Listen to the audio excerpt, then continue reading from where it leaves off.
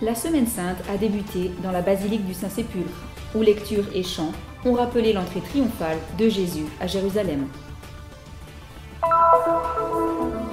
Des milliers de pèlerins du monde entier se sont unis à la communauté locale chrétienne pour la surprenante procession du Dimanche des Rameaux de Bethphagée à Jérusalem. Fidèles et religieux célèbrent le début du Triduum pascal. La célébration du Jeudi Saint se déroule dans la basilique du Saint-Sépulcre, selon un rite très particulier. Au Cénacle, aujourd'hui comme il y a plus de 2000 ans, s'est répété le lavement des pieds à 12 petits disciples de la paroisse latine de Jérusalem. Comme chaque année, au nom de la communion et de la solidarité avec l'Église de Jérusalem, a été lancé l'appel pour la collecte Pro Terra Santa. Bienheureux ceux qui, sans avoir vu, ont cru.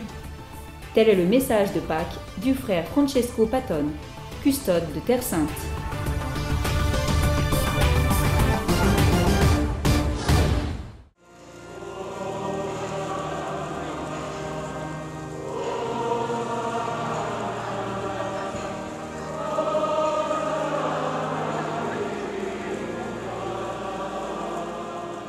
La Semaine Sainte a débuté précisément ici, dans la basilique du Saint-Sépulcre, tôt ce matin. Lecture et chant rappellent l'entrée triomphale de Jésus à Jérusalem. C'est le Dimanche des Rameaux.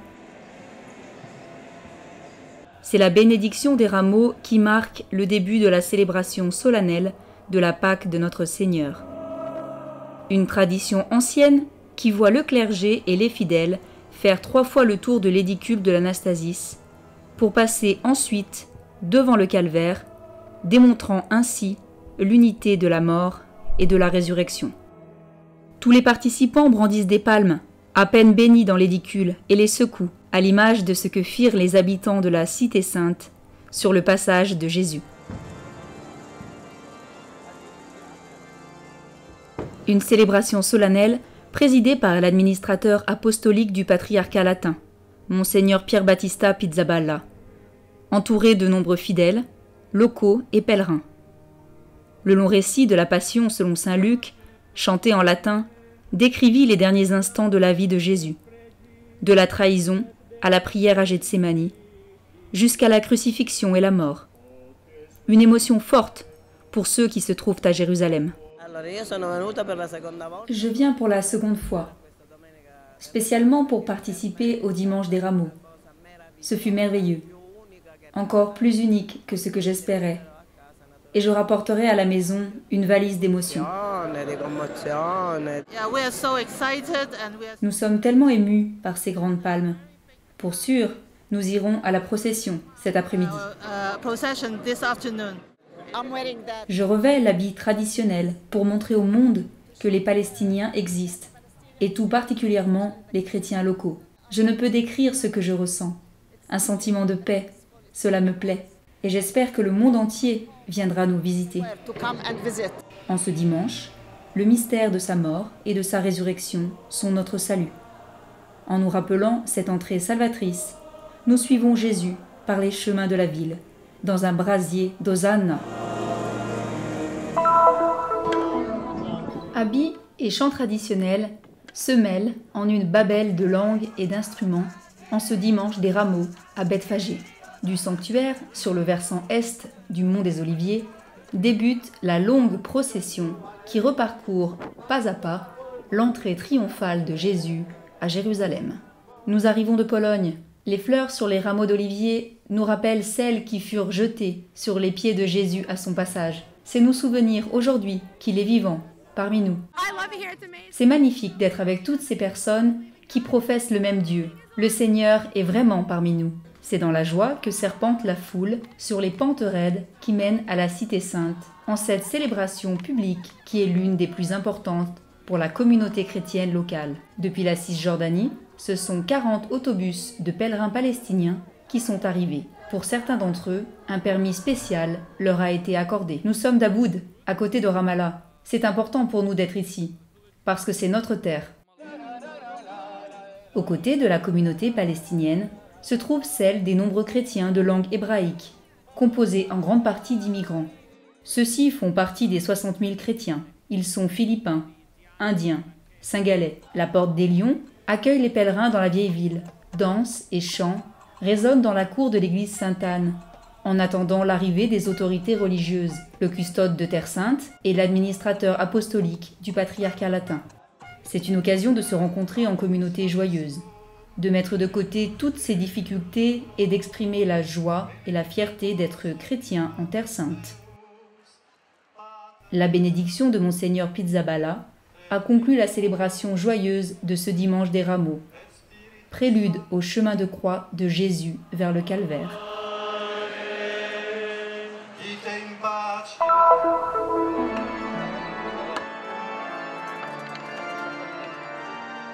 C'est par un chant d'entrée que le Triduum pascal a commencé, le son de l'orgue semblant annoncer les événements à venir.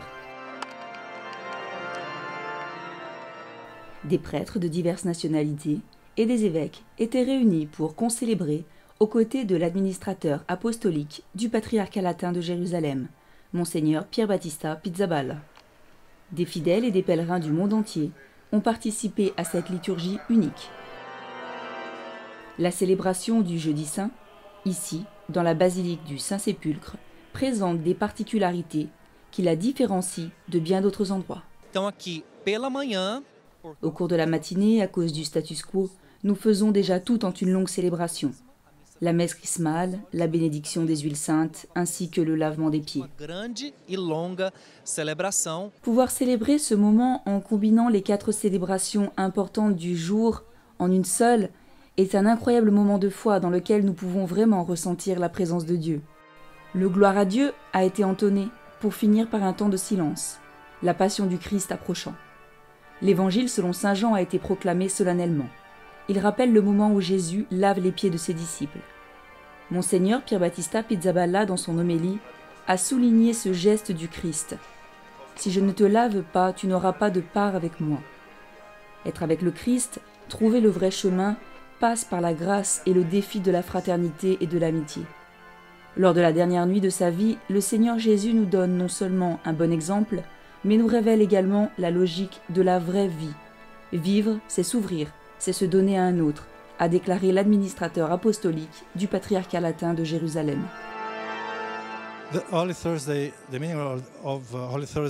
La signification du Jeudi Saint est grande. Nous célébrons le sacerdoce, l'Eucharistie, le lavement des pieds et le commandement de l'amour. Le cœur de la foi chrétienne est donc ici, en ce lieu et en ce jour. Vêtus de blanc, les quelques 240 prêtres présents ont renouvelé leurs promesses sacerdotales, et dans la même célébration furent bénis l'huile sainte et le saint crème. Puis vint le point culminant de notre foi, la participation à la scène du Seigneur.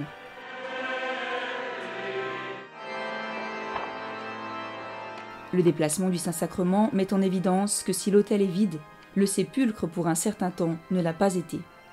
Le chant de procession révèle la profondeur de ce moment, et le chant d'entrée par lequel a débuté la célébration laisse maintenant place au silence en ce début de Triduum pascal.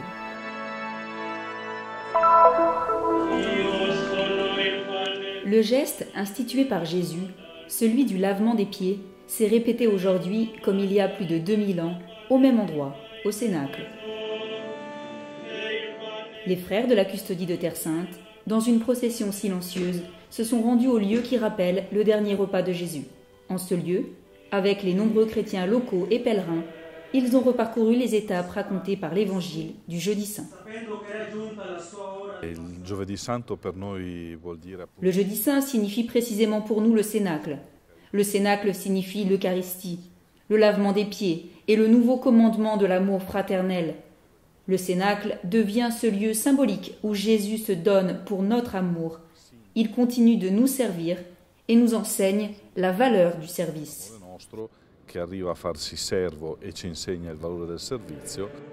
Jésus se leva de table, quitta ses vêtements et prit un linge qu'il mit autour de sa taille. Ensuite, il versa de l'eau dans un bassin, et il commença à laver les pieds de ses disciples et à les essuyer avec le linge. Les 12 d'aujourd'hui auxquels le gardien de Terre Sainte a lavé les pieds étaient les petits confirmants de la paroisse latine de Jérusalem. en souvenir des grands mystères qui se sont déroulés en ce lieu saint. La cérémonie s'est terminée par la récitation à l'unisson, chacun dans sa propre langue, de la prière du Notre Père.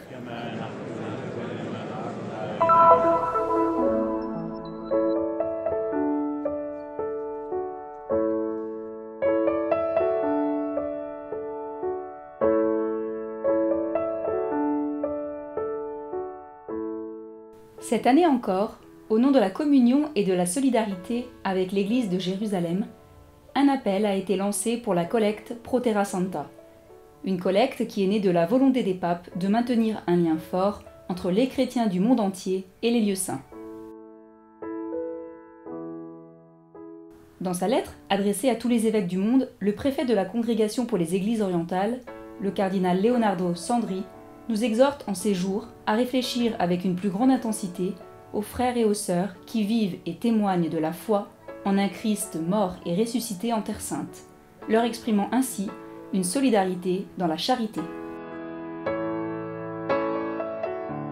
C'est en reprenant l'exemple de Saint Paul VI, premier pèlerin pape en Terre Sainte, que le cardinal Sandri a tenu à souligner qu'encore aujourd'hui, nous assistons avec espoir à une certaine reprise des pèlerinages, touchant la joie de la foi de tant de fidèles qui se rendent en Terre Sainte. Le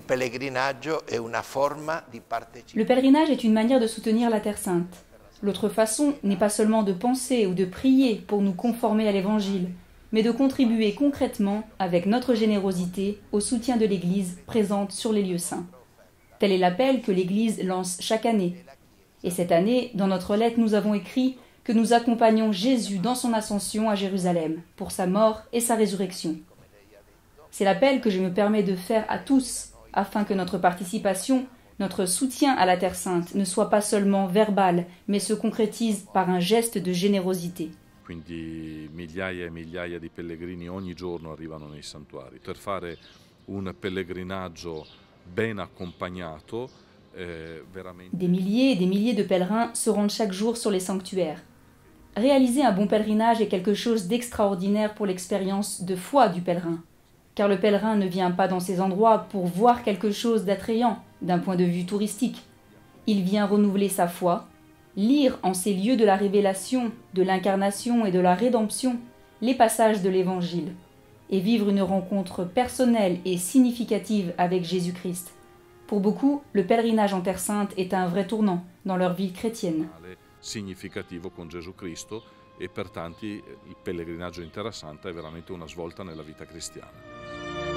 La collecte pour les lieux saints est recueillie, comme chaque année, lors des célébrations du Vendredi Saint. Elle représente la source principale de soutien en faveur des pierres vivantes et des sanctuaires de la rédemption. C'est la vocation et la mission de ceux qui maintiennent l'Église en vie ici, sur les lieux de sa naissance.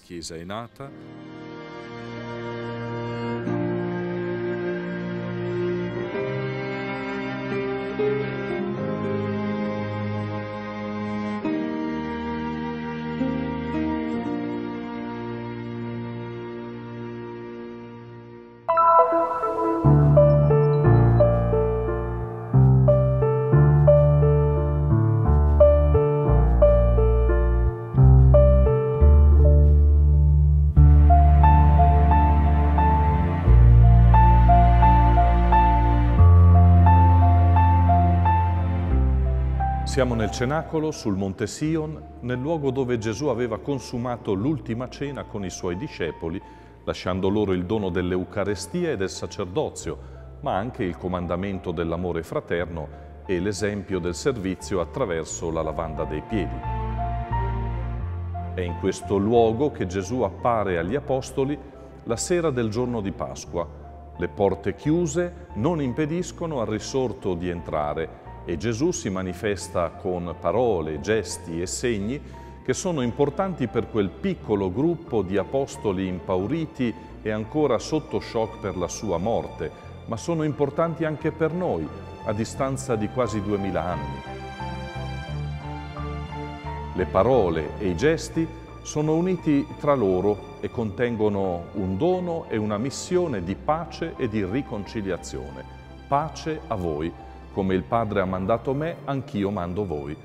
Dopo aver detto questo, alitò su di loro e disse: «Ricevete lo Spirito Santo, a chi rimetterete i peccati saranno rimessi e a chi non li rimetterete resteranno non rimessi». Gesù dona la pace, Gesù dona lo Spirito Santo, Gesù affida una missione che è soprattutto missione di riconciliazione, di perdono e di pace, per farci rinascere come umanità nuova e riconciliata, ricreata dal dono dello Spirito. Gesù offre anche un segno che offrirà di nuovo 8 giorni dopo per aiutare il cammino di fede di Tommaso. E questo segno è la ferita dei chiodi nelle mani e nei piedi e la piaga della lancia nel costato. Gesù è risorto, ha vinto la morte, ma nel suo corpo di risorto porta ancora i segni dei chiodi e della lancia, porta cioè e continuerà a portare per tutta l'eternità i segni, le ferite e le piaghe che manifestano fin dove è arrivato il suo amore per noi, fino al dono di sé pieno e totale, fino a morire per noi. Questi segni, queste ferite, queste piaghe ci ricordano che la risurrezione non cancella la croce dalla storia personale di Gesù, da quella della Chiesa e dalla vita di ognuno di noi, ma la trasfigura e ce la fa leggere in una luce nuova, quella appunto della Pasqua. Da questo luogo così speciale desidero far giungere a ciascuna e a ciascuno di voi gli auguri di una Pasqua gioiosa da parte dei frati della Custodia di Terra Santa. Che da questo luogo, che è il luogo delle apparizioni del risorto, la sera della prima Pasqua cristiana e 8 giorni dopo, Gesù continui a effondere lo Spirito Santo su di noi, discepoli, fragili, spesso impauriti e di poca fede. Che da questo luogo la missione di pace, di perdono e di riconciliazione affidata da Gesù risorto agli Apostoli, cioè alla Chiesa, riprenda vigore e si diffonda. Che il risorto doni a ciascuno di noi la grazia e il coraggio di essere uomini e donne di pace e di riconciliazione qui in Terra Santa, ma anche in tutti i luoghi e le situazioni dove il peccato porta violenza e conflitto, incomprensione e divisione.